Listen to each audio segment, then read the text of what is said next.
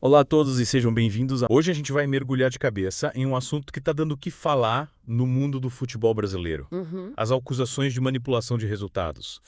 Vocês mandaram pra gente um montão de informações, vídeos do YouTube, reportagens, até transcrições. Nossa. E pelo jeito a coisa é séria. Para me ajudar a desvendar esse novelo, chamei a Carmen, que está por dentro de tudo que está rolando. Oi, gente. Carmen, o que a gente pode dizer sobre esse furacão que está sacudindo o futebol brasileiro? Pedro, parece que a coisa vai muito além de um simples erro de arbitragem. A gente tá falando de uma teia de corrupção que envolve jogadores, técnicos, presidentes de clubes Caramba! e até quadrilhas de apostadores. E no olho desse furacão tá o William Rogato, um empresário que resolveu abrir o jogo lá de Portugal, onde ele tá exilado. Exatamente, e ele não está medindo palavra. O Rogato afirma ter orquestrado o rebaixamento de 42 clubes durante a carreira dele. 42, você acredita? Muita coisa. Ele cita times grandes, explica como os esquemas funcionavam. E até dá a entender que figuras importantes estavam envolvidas. É de arrepiar. Pois é. E aí que mora o grande mistério. Será que ele tá falando a verdade? Afinal de contas, ele é um sujeito controverso com um passado nebuloso. É verdade. Pra gente desvendar esse enigma, vamos analisar as falas dele, cruzar as informações com as outras fontes que vocês enviaram Isso. e tentar entender o impacto que esse escândalo pode ter no futebol brasileiro. Começando por o começo, como essa bomba explodiu. Me lembro das acusações do John Textor, dono do Botafogo, que colocaram lenha na fogueira. Mas parece que a história é mais antiga, né? Sim, o Textor foi só a ponta do iceberg. O Rogato alega que esse esquema já existia muito antes das denúncias do americano. Sei. Ele diz que o Textor apenas puxou o fio da meada. E ao compararmos as entrevistas que ele deu, algumas coisas começam a soar estranho. Em um vídeo, ele afirma ter tido um jogador na Portuguesa quando o clube foi rebaixado, mas em outro ele nega qualquer envolvimento. Interessante. E como ele descreve o esquema? Como funcionava essa manipulação na prática? Ele explica que pagava jogadores para entregar jogos, focando em clubes menores, que muitas vezes estão em dificuldades financeiras. É de cortar o coração pensar que a paixão pelo futebol pode ser usada para explorar a fragilidade dos clubes e dos torcedores. É revoltante. E ele detalha como fazia para garantir os resultados. Sim, ele diz que manipulava resultados específicos, como cartões amarelos ou gols, para garantir o retorno das apostas. Ele chega a citar o exemplo de um jogo entre Vila Nova e Red Bull Bragantino, no qual teria pago 3 jogadores para levarem cartão amarelo. Nossa. E tem mais. Ele afirma que lucrou com apostas em vários jogos do Palmeiras, insinuando que resultados favoráveis ao time paulista já teriam sido combinados. Ele está jogando uma bomba atrás da outra. E a CPI já está investigando essas acusações. Sim, a CPI está a todo vapor, ouvindo depoimentos e tentando entender a extensão desse esquema. Inclusive, o depoimento da Ana Feitosa, ex-presidente do Santa Maria, foi de partir o coração. Que história é essa? Não me lembro de ter visto nada sobre ela. A Dana alega ter sido enganada e manipulada pelo Rogato. Ele teria prometido investir no Santa Maria, levar o time à vitória, mas acabou rebaixando o clube. Ela conta que essa situação a levou a um estado de profundo sofrimento, a ponto de precisar tomar medicamentos controlados. Que tristeza. A ambição e a ganância desse cara não têm limites. Mas me diz uma coisa, além da Ana, quem mais ele cita? Ele joga algum outro nome na fogueira. Ele fala muito em tubarões que operariam nos bastidores do futebol, incluindo presidentes de clubes e dirigentes de federações. Mas ele é esperto, não dá nomes específicos, só deixa pistas. Por exemplo, menciona um presidente de federação que teria ajudado a enganar a Nana e facilitado a manipulação de jogos no Campeonato Brasiliense. Parece que ele está blefando, tentando intimidar as autoridades sem entregar ninguém de fato. E a pergunta que não quer calar, ele tem provas do que diz? Ele garante que sim, que tem vídeos, conversas, documentos que comprovam tudo. Diz que está disposto a entregar tudo para a CPI em uma sessão sigilosa, alegando que a vida dele corre risco. É muita informação. O que você acha de tudo isso? Será que ele está falando a verdade ou é só um blefe para se proteger? Difícil dizer, mas o que me chama atenção é a frieza com que ele descreve os esquemas. É como se ele estivesse narrando um jogo de tabuleiro, sem demonstrar nenhum remorso pelas vidas que destruiu. Verdade. Ele parece mais preocupado em controlar a narrativa do que em assumir a responsabilidade pelos atos dele. Mas uma coisa é certa, essa história está longe de acabar e promete muitas reviravoltas. É verdade. E você que está nos acompanhando, o que acha de tudo isso? Acredita nas denúncias do Rogato, compartilhe suas opiniões com a gente. E continue ligado, porque ainda tem muita coisa para ser desvendada nesse The Deep Dive. É isso aí. É impressionante como esse esquema é complexo. Ele descreve um sistema minuciosamente planejado, com diferentes níveis de envolvimento e ramificações que se estendem por todo o país. Em um dos vídeos, ele afirma ter faturado cerca de 300 milhões de reais com a manipulação de resultados. Uma quantia absurda. Ele até brinca dizendo que poderia pagar as passagens aéreas dos senadores da CPI com esse dinheiro. Que cara de pau. E ele demonstra algum arrependimento por tudo isso.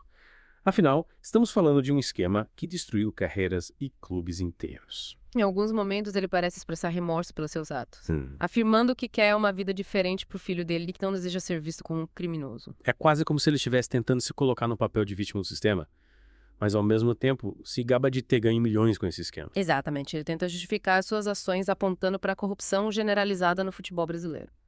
A falta de investimento nos clubes menores e os baixos salários dos jogadores. Como se isso fosse desculpa para cometer crimes. Ele joga a culpa no sistema, mas se esquece que foi ele quem escolheu se beneficiar dele de forma ilegal. E não podemos ignorar a contradição no discurso dele. Em um momento ele se coloca como vítima, no outro se vangloria de ter criado um esquema maior que a política e o tráfico de drogas em termos de rentabilidade. É uma tentativa clara de manipular a narrativa. Isso. De se fazer de vítima e minimizar a gravidade dos atos dele. Com certeza. E a CPI, como está lidando com essas contradições? Será que eles estão caindo no jogo dele? Os senadores estão pressionando o Rogato para que ele apresente provas concretas, que revele os nomes das pessoas envolvidas no esquema. Eles não estão aceitando essa história de vida em risco como desculpa para não colaborar com a investigação. Até agora, ele tem se esquivado de dar nomes e imposto condições para cooperar. Parece que ele está blefando, testando os limites da CPI. Ele corre um risco enorme ao fazer isso. Se ele não apresentar provas e colaborar de forma mais efetiva, pode acabar perdendo a credibilidade e se tornando alvo de processos judiciais. Afinal, quem garante que ele não está inventando tudo isso para se vingar de alguém ou para desviar o foco de outros crimes? E enquanto isso, ficamos aqui, esperando que a verdade venha à tona e que os culpados sejam punidos. É angustiante pensar que a paixão nacional, o futebol, esteja sendo manchado por um esquema tão sujo. A justiça precisa ser feita para que o futebol brasileiro possa superar essa crise e se fortalecer. Para a gente poder voltar a assistir aos jogos com a certeza de que o resultado é fruto do esforço e do talento dos jogadores. E não de esquemas obscuros e interesses escusos. Verdade. E você, que está acompanhando esse mergulho profundo no submundo da manipulação de resultados, o que acha de tudo isso? Deixe seu comentário e compartilhe suas reflexões com a gente. A sua opinião é fundamental para que a gente possa construir um futebol mais justo e transparente.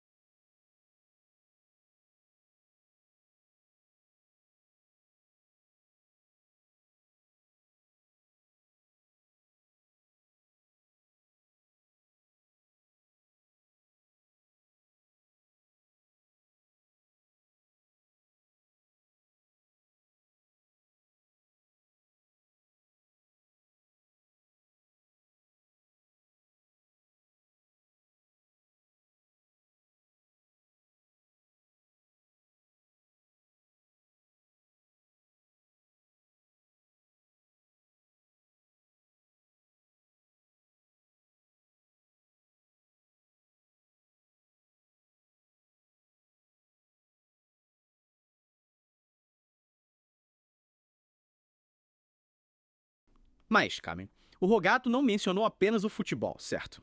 Ele também falou sobre outras modalidades esportivas. Sim, ele afirmou que esse esquema não se limita ao futebol e que atinge diversas modalidades em diferentes países. Vôlei, basquete, até esportes. Parece que a corrupção não tem limites. Ele menciona ter participado de esquemas em jogos de FIFA, popular videogame de futebol, Caramba! e partidas de vôlei de praia. É assustador pensar que a manipulação de resultados se espalhou para outros esportes. Esporte que a gente assiste, que a gente vibra, que a gente coloca tanta emoção. É decepcionante perceber que a busca pelo lucro a qualquer custo está contaminando o mundo esportivo como um todo. E isso levanta uma questão importante. Como combater esse problema que parece estar enraizado em diversas modalidades? Ele sugere a criação de um órgão independente para fiscalizar as apostas esportivas, o aumento das penas para os envolvidos em manipulação de resultados e a implementação de programas de educação para conscientizar jogadores, dirigentes e torcedores sobre os riscos da corrupção no esporte. Seria uma boa iniciativa, mas será que é suficiente? Acho que precisamos ir além das punições e das medidas preventivas. Precisamos de uma mudança cultural, de um compromisso de todos os envolvidos com a ética e da transparência. Os clubes, as federações, os jogadores, os árbitros, os empresários, os torcedores, todos precisam se unir para combater a corrupção no esporte. O futebol, o vôlei, basquete, todos os esportes que a gente ama só terão futuro se forem disputados com fair play e respeitar as regras. É verdade. E a tecnologia também pode ter um papel importante nesse combate. Existem softwares que podem detectar padrões suspeitos de apostas e monitorar o comportamento de jogadores e árbitros. Mas é claro que a tecnologia sozinha não resolve o problema. É preciso investir em inteligência e investigação para desmantelar as quadrilhas que operam por trás desses esquemas. Com certeza. É uma luta complexa e desafiadora, mas fundamental para preservar a integridade do esporte. E nesse sentido, a CPI tem um papel crucial. Eles precisam investigar a fundo as denúncias do Rogato, confrontar suas declarações com as provas e ouvir todas as partes envolvidas. E é preciso coragem para enfrentar as figuras poderosas que podem estar envolvidas nesse esquema. O Rogato mencionou ter sido ameaçado por tubarões que operam nos bastidores do futebol e que tem muito a perder com a exposição desses esquemas. Ele teme por sua vida e por isso se recusa a voltar ao Brasil para depor pessoalmente a CPI. É uma situação delicada que exige cautela por parte da CPI. Eles precisam garantir a segurança do Rogato para que ele possa colaborar com a investigação sem medo de represálias. Mas, ao mesmo tempo, precisam ter cuidado para não serem manipulados por um denunciante que pode ter seus próprios interesses. Um jogo de xadrez em que cada movimento precisa ser cuidadosamente calculado. É verdade. E enquanto esse jogo se desenrola, o futuro do esporte brasileiro fica em suspenso. A verdade precisa vir à tona para que o esporte possa se reconstruir sobre bases sólidas de ética e transparência, para que a gente possa voltar a vibrar com as vitórias, sabendo que elas foram conquistadas com suor, talento e honestidade. E você, ouvinte, continue acompanhando o Deep Dive para se manter informado sobre os desdobramentos dessa história e para refletir sobre o papel que cada um de nós pode desempenhar na construção de um esporte mais justo e honesto.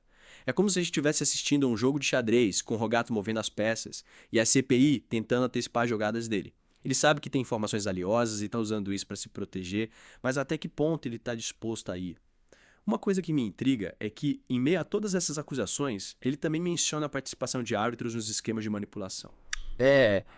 Ele alega que baixo salário dos árbitros os torna alvos fáceis para a corrupção. Chega a dizer que pagou propina a árbitros em jogos da primeira divisão da Colômbia. E que tem vídeos que comprovam essas transações, ou seja, ele está jogando uma bomba no coração da arbitragem. Se as acusações dele forem verdadeiras, isso coloca em xeque a lisura de inúmeros jogos, não só no Brasil, mas também em outros países. É assustador pensar que até mesmo aqueles que deveriam garantir o fair play podem estar envolvidos em esquemas de corrupção. Isso nos faz questionar. Será que algum jogo é realmente limpo? Será que a gente pode confiar no que vem em campo? Acho que essa é uma pergunta que todos os amantes do esporte estão se fazendo agora. E a resposta, infelizmente, não é simples. A manipulação de resultados é um problema global, que afeta diversas modalidades e envolve grandes quantias de dinheiro. É uma teia complexa e difícil de desvendar.